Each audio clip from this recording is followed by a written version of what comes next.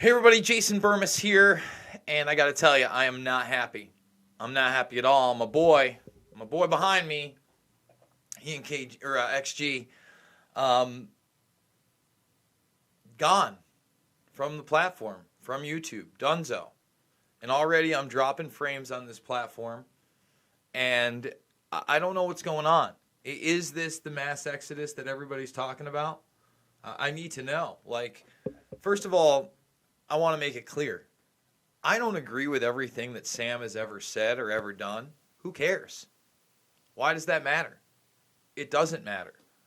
Sam provides a platform via being a comedian, by the way, a traveling comedian, someone who tells jokes for a living, who is an entertainer. And he does this podcast that's pretty popular. And like I said, gives me and other people like me a venue to reach others that don't know about this channel, right? Not only that, he's funny. He's funny.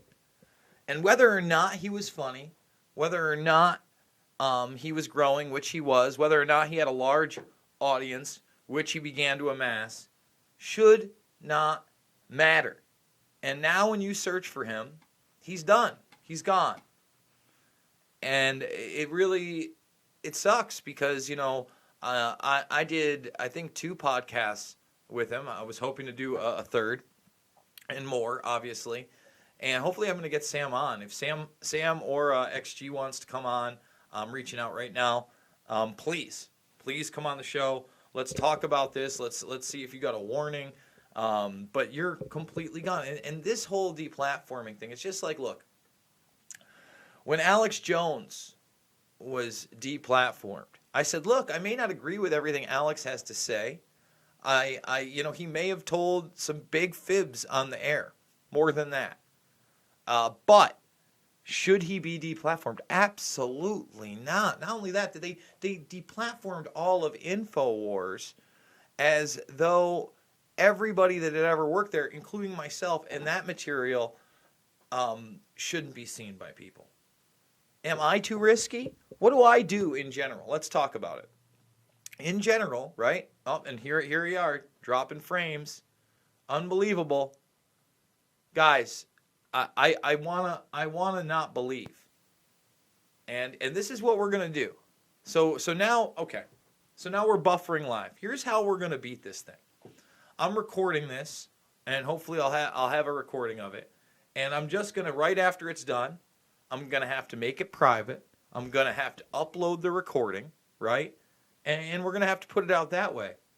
And I'm sorry, because this is just ridiculous. These live streams are supposed to be so that, we can interact with one another. There's no problems on the Periscope stream, okay? And we've taken the Periscope stream off, and we've done this. And we've even done it without the third-party software, and it's still buffering. Has nothing to do with my internet. I'm wondering, is YouTube now choosing creators to throttle so that they have less incentive to put things out live? Is that a possibility? Is that a conspiracy theory? It's been happening for a week now. Never happened before. How long's this channel been doing this? It's one of the things that encourages me to use this platform. And now I look at my my stream health. And I just don't understand where it's coming from. And again, it may be just that they're going from YouTube Studio Classic to beta, but come on. There seems to be a lot of changes. And getting rid of Sam Tripoli and getting rid of Jones and I think, what was it? Red Ice TV. I don't know a lot about them, but why? If you think something's offensive and you don't like it, you combat bad speech with more speech. Who gets to decide? Who gets to decide? Nothing I've said, nothing I've done is hate speech. Yet I'm sure there are zealots out there that would love to classify some of it as such. Period. That's the reality. Listen, I see BitChute over there, guys. A lot of my stuff gets reposted on BitChute. Here's the problem. If they had a live streaming platform, I would be live streaming to them as well right now, 100%. No problem. I've got plenty of power on my CPU, on my GPU right now. They're not even working that hard. I've cleaned everything out. I've made everything run, like gold. Is this the new norm now too? We already know about the algorithms that would suppress alternative media and not have them be authoritative sources. Everybody knows who watches this channel. After every single one of my videos, if you've got to play next, do you get another Jason Burmis video? There's 700 plus videos on this channel. 700 plus. Do you get another Jason Burmis video? No. You get Fox News every time. Why are you getting Fox News? Am I a big Fox News fan? Do I cover a lot of the things that Sean Hannity and people like Bill O'Reilly, who used to be on that network, cover? No, I don't. Occasionally, I will cover something that Tucker Carlson says, right?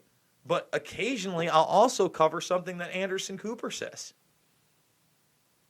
So why are you getting Fox News? I mean, I just can't believe it. That this is the new norm. And they're just going to cut their own throats. Google absorbing YouTube back in the day for billions, getting rid of Google Video, moving third parties to the very, very outskirts, and ultimately some of them gone, like Blip TV, right? That used to be around. That had some high process of coding. Vimeo is still around, but it's never been able to really compete with the YouTube format. Twitch is gaining steam, but it's mostly among gamers. I'm hoping that people can break through to that. And BitChute, I love BitChute, but we need that live streaming platform. If we could somehow work out where I could be live streaming to BitChute, I'd be so much happier. Periscope, whatever, it's there, but it's a platform that's really not monetized at this point. It's not trying to monetize anything, really. So, I don't know whether that's going to be in the future, but you got to understand that when you're putting in this type of time, Sam has to go down to a studio. He has to get together, with his broadcast guy. He doesn't really, know how to do it like I do it here. And even then, if I was doing this with more people, occasionally I have Dylan in studio, but if I was like having people in, I'd have to have a full studio. I could probably run that board, but it doesn't hurt to have another person helping. Oh, and there we are. Yep, there's the lag. There it is. They kicked me off again. Video output low.